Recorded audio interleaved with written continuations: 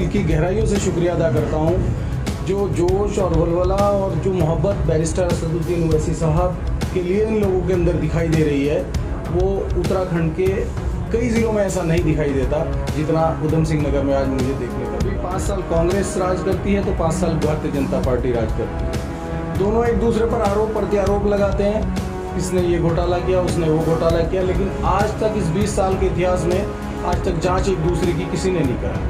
तो आज इन तमाम मुद्दों को देखते हुए आवाम की लड़ाई लड़ने के लिए मजलिस को यहाँ आना पड़ा और इंशाल्लाह मजलिस यहाँ उत्तराखंड के लोगों की लड़ाई मजबूती के साथ लड़ी। अच्छा, आपने बिजली और शिक्षा की बात की, तो बिजली और शिक्षा देने तो जो है आम आदमी पार्टी आई है।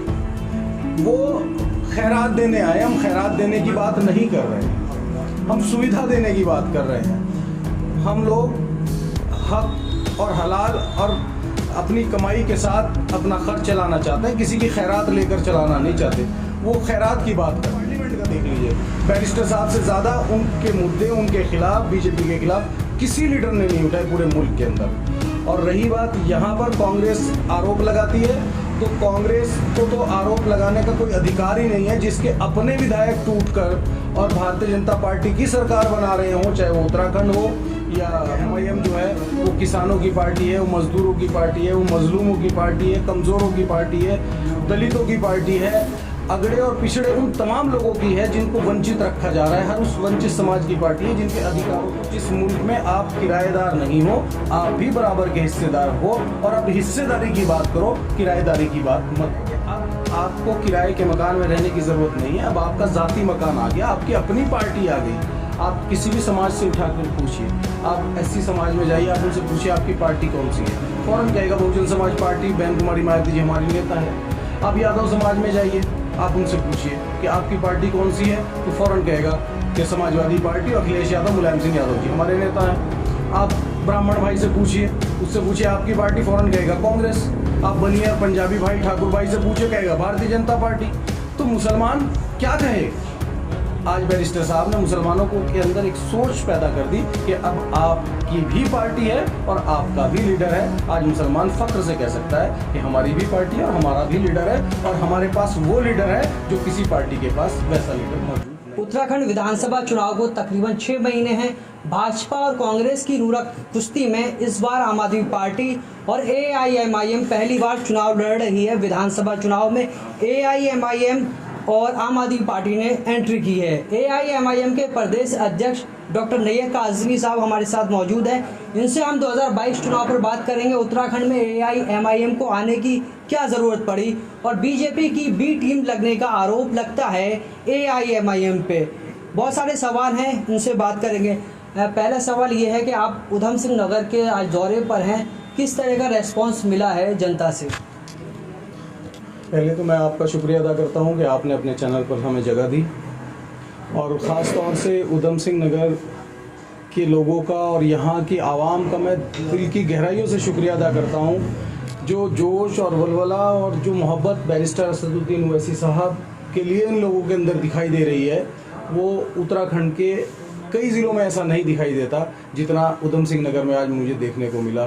तो मैं तमाम यहाँ की आवाम का और तमाम अपने पदाधिकारियों का जिन्होंने यहाँ पहले से मेहनत की हुई है, उनका, आज़म साहब का, बंटी भाई का और तमाम लोगों का शुक्रिया अदा करता हूँ। अच्छा, उत्तराखंड में आने की क्या ज़रूरत पड़ी AIMIM को? देखिए, उत्तराखंड में जब से उत्तराखंड बना, यहाँ दो पार्टी आपस में नूरा कुश्ती करती हैं। कभी 5 साल कांग्रेस राज करती है तो 5 साल भारतीय जनता पार्टी राज करती है। दोनों एक दूसरे पर आरोप प्रत्यारोप लगाते हैं, इसने ये घोटाला किया, उसने वो घोटाला किया, लेकिन आज तक इस 20 साल के इतिहास में आज तक जांच एक दूसरे की किसी ने नहीं कराई, सिर्फ आरोप लगाते हैं। दूसरी बात, 20 साल देश प्रदेश को बने हुए हो गए, लेकिन आप प्रदेश की, मैं सुबह हरिद्वार से चला था 7 बजे और मुझे यहाँ तक आने में कितनी सड़कों टूटी हुई मुझे मिली है, ये सब हालात आपके सामने हैं। प्रदेश की शिक्षा व्यवस्था आपके सामने है, बिजली की समस्या आपके सामने है, चिकित्सा आपके सामने है। अभी कोविड के दौर से हम लोग गुजर कर आए हैं, सारी पोल जितनी भी थी चिकित्सा की वो सब खुल गई। तो आज इन तमाम मुद्दों को देखते हुए आवाम की लड़ाई लड़ने के लिए मजलिस को यहाँ आना पड़ा और इंशाल्लाह मजलिस यहाँ उत्तराखंड के लोगों की लड़ाई मजबूती के साथ लड़ी। अच्छा, आपने बिजली और शिक्षा की बात की, तो बिजली और शिक्षा देने तो जो है आम आदमी पार्टी आई है। वो खैरात देने आए, हम खैरात देने की बात नहीं कर रहे हैं, हम सुविधा देने की बात कर रहे हैं। हम लोग हक और हलाल और अपनी कमाई के साथ अपना खर्च चलाना चाहते हैं, किसी की खैरात लेकर चलाना नहीं चाहते। वो खैरात की बात करते हैं और हमारे लिए खैरात जायज़ नहीं। अच्छा, बीजेपी के 4 साल के कार्यकाल को किस तरह से आंकते हैं आप? देखिए, बिल्कुल फ्लॉप शो है। सिर्फ 4 साल में मुख्यमंत्री बदलने का काम तो किया है उन्होंने, बाकी आवाम से मुताल्लिक कोई काम उन्होंने नहीं किया। अच्छा, आरोप लगता है कि AIMIM कांग्रेस को जो है टारगेट करती है, मगर बीजेपी पर खामोश रहती है। ये कहना बिल्कुल गलत है। हमारे कायद बैरिस्टर असदुद्दीन ओवैसी से ज़्यादा बीजेपी को और देश के प्रधानमंत्री नरेंद्र मोदी को किसी ने कहा ही नहीं है पूरे 7 साल के अंदर। आप पूरा रिकॉर्ड देख लीजिए, मीडिया का देख लीजिए, टीवी का देख लीजिए और स्टेज का देख लीजिए और पार्लियामेंट का देख लीजिए। बैरिस्टर साहब से ज़्यादा उनके मुद्दे, उनके खिलाफ, बीजेपी के खिलाफ किसी लीडर ने नहीं उठाए पूरे मुल्क के अंदर। और रही बात यहाँ पर कांग्रेस आरोप लगाती है, तो कांग्रेस को तो आरोप लगाने का कोई अधिकार ही नहीं है। जिसके अपने विधायक टूटकर और भारतीय जनता पार्टी की सरकार बना रहे हों, चाहे वो उत्तराखंड हो या मध्य प्रदेश हो या कर्नाटका हो, जितने भी प्रदेशों में सरकार बनी है बीजेपी की, कांग्रेस की सरकार टूटकर कांग्रेस के विधायकों ने बनवाई है। तो कांग्रेस किस मुंह से हमें कहती है कि हम बीजेपी को सपोर्ट करते हैं? कांग्रेस के जो है बड़े नेता हैं हरीश रावत, पहले उन्होंने कहा कि कांग्रेस को वोट दो, हम राम मंदिर बनाएंगे। अब वो जुमे की छुट्टी को लेकर कह रहे हैं कि मैंने जो है जुमे की छुट्टी नहीं दी। इस पर आप क्या कहेंगे? देखिए, वही काम हरीश रावत यहाँ बैठकर कर रहे हैं जो 3 तलाक के मुद्दे पर कांग्रेस ने सदन में किया। वही काम हरीश रावत यहाँ बैठकर कर रहे हैं जो NRC पर कांग्रेस ने सदन में किया मुसलमानों के साथ। और मुसलमानों के साथ आज तक जो काम कांग्रेस करती आ रही है, वही काम हरीश रावत कर रहे हैं। हरीश रावत कोई नया काम नहीं कर रहे हैं, कांग्रेस ने आज तक यही किया है मुसलमानों के साथ। आरोप लगता है AIMIM सिर्फ मुस्लिम करती है, मुस्लिम के अलावा उसे और धर्मों की जो है ज़रूरत नहीं है क्या? नहीं, ये बात तो कहना गलत होगा कि मुस्लिम करते हैं। अभी आप सुबह से साथ में हैं, आपने कई जगह स्पीचेस सुनी होंगी। मैंने उन सब लोगों से कहा है कि MIM जो है वो किसानों की पार्टी है, वो मजदूरों की पार्टी है, वो मजलूमों की पार्टी है, कमज़ोरों की पार्टी है, दलितों की पार्टी है, अगड़े और पिछड़े उन तमाम लोगों की है जिनको वंचित रखा जा रहा है। हर उस वंचित समाज की पार्टी है जिनके अधिकारों को छीना जा रहा है, जो संविधान पर अमल करना चाहते हैं, जो संविधान में अपनी अकीदत रखते हैं। मजलिस उन तमाम लोगों की पार्टी है। आरोप मुसलमान कहना इसलिए आरोप लगाया जा रहा है क्योंकि आज लिंच किसको किया जा रहा है? आप दादरी में किसको लिंच किया गया, दिल्ली में किसको लिंच किया गया, उत्तराखंड झारखंड में किसको लिंच किया गया? आप देखिए, जहां जब लिंच मुसलमानों को किया जा रहा है तो कहना तो पड़ेगा ना कि मुसलमानों के साथ ज्यादती हो रही है।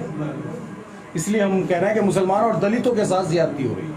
अच्छा, हिंदूवादी संगठनों ने जो है उत्तराखंड के CM से मांग की है कि जनसंख्या नियंत्रण कानून यहाँ पर लागू होना चाहिए, मुसलमानों की आबादी बढ़ रही है, उस पर आप क्या कहें? देखिए, जहाँ तक ये डाटा उठाकर देख लीजिए कि मुसलमानों की आबादी कितनी बढ़ी और हमारे गैर मुस्लिम भाइयों की आबादी कितनी बढ़ी। ये दोनों अलग चीज़ें हैं। लेकिन जहाँ तक ताल्लुक़ मुसलमानों से है, असल में उन्हें मुसलमानों की आबादी से ताल्लुक़ नहीं है। उन्हें सोया हुआ मुसलमान अच्छा लगता है, जागा हुआ मुसलमान अच्छा नहीं लगता।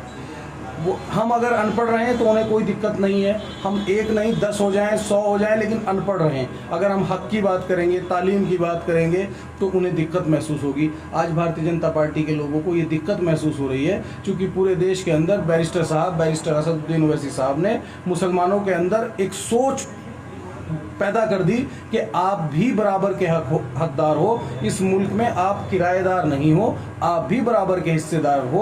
और अब हिस्सेदारी की बात करो, किराएदारी की बात मत करो। अच्छा, उत्तराखंड में जो मुस्लिम ज़्यादातर जो है कांग्रेस को वोट देता है, तो AIMIM को क्यों वोट दें? देखिए, कांग्रेस को वोट देना एक मजबूरी थी। अब हम लोगों के सामने पेश कर रहे हैं कि अब आपको किराए के मकान में रहने की ज़रूरत नहीं है, अब आपका ज़ाती मकान आ गया, आपकी अपनी पार्टी आ गई। आप किसी भी समाज से उठाकर पूछिए, आप SC समाज में जाइए, आप उनसे पूछिए आपकी पार्टी कौन सी है, फ़ौरन कहेगा बहुजन समाज पार्टी, बहन कुमारी मायावती जी हमारी नेता है। आप यादव समाज में जाइए, आप उनसे पूछिए कि आपकी पार्टी कौन सी है, तो फ़ौरन कहेगा कि समाजवादी पार्टी, अखिलेश यादव, मुलायम सिंह यादव जी हमारे नेता हैं। आप ब्राह्मण भाई से पूछिए, उससे पूछिए आपकी पार्टी, फ़ौरन कहेगा कांग्रेस। आप बनिए और पंजाबी भाई ठाकुर भाई से पूछे, कहेगा भारतीय जनता पार्टी। तो मुसलमान क्या कहे। आज बैरिस्टर साहब ने मुसलमानों को के अंदर एक सोच पैदा कर दी कि अब आपकी भी पार्टी है और आपका भी लीडर है। आज मुसलमान फख्र से कह सकता है कि हमारी भी पार्टी है और हमारा भी लीडर है, और हमारे पास वो लीडर है जो किसी पार्टी के पास वैसा लीडर मौजूद नहीं है। किन किन मुद्दों पे जो है चुनाव लड़ेगी ये? शिक्षा, सुरक्षा, सम्मान चाहिए, रोटी कपड़ा मकान चाहिए, मानव मानव एक समान, ऐसा भारत महान चाहिए। ये हमारे मुद्दे हैं और यही हमारा एजेंडा है। आप तो शिक्षा की बात कर रहे हैं, मगर तो कांग्रेस तो आरोप लगाती है कि हिंदू मुसलमान हर स्टेट में कर रहे हैं, अब उत्तराखंड में आके करने लगे। कांग्रेस के आरोप लगाने की बात तो मैंने आपको बताई थी, लेकिन जहां तक आप शिक्षा का ताल्लुक है, वो सच्चर कमेटी हो, रंगनाथन मिश्रा की रिपोर्ट हो, कुंडू समिति हो, जस्टिस इकबाल, आप सब की रिपोर्ट उठा लीजिए और कांग्रेस के राज में, पूरे कांग्रेस के 60 साल में मुसलमानों की स्थिति क्या हुई, उन सब कांग्रेस ने ही कमेटी बनाई थी और कांग्रेस ने ही रिपोर्ट तैयार कराई है। और उन तमाम कमेटियों में कहा गया है कि मुसलमान दलितों से भी नीचे है देश की आज की स्थिति में। तो कांग्रेस किस मुंह से कहेगी? अगर हमारे लिए कुछ किया होता, हमारे लिए भी कुछ रिजर्वेशन हुआ होता, हमारे लिए भी कुछ नया काम हुआ होता, तो हम भी कहते कि कांग्रेस ने कुछ किया। कांग्रेस ने आज तक हमारे लिए किया क्या है, कांग्रेस अब आकर ये बताएगी। हाँ, कांग्रेस ने भी हमारे लिए किया है। पिछले चुनाव में कहा था जुमा की छुट्टी करेंगे, इस चुनाव में कह दिया कि हमने कोई जुमा की छुट्टी नहीं कहा, ये बीजेपी का स्टंट था। कितनी सीटों पर मजलिस चुनाव लड़ेगी? देखिए, जिन जिन सीटों पर हमारा संगठन यहाँ बूथ लेवल तक चला जाएगा, मजबूती के साथ खड़ा हो जाएगा, उन तमाम सीटों पर हम चुनाव लड़ेंगे।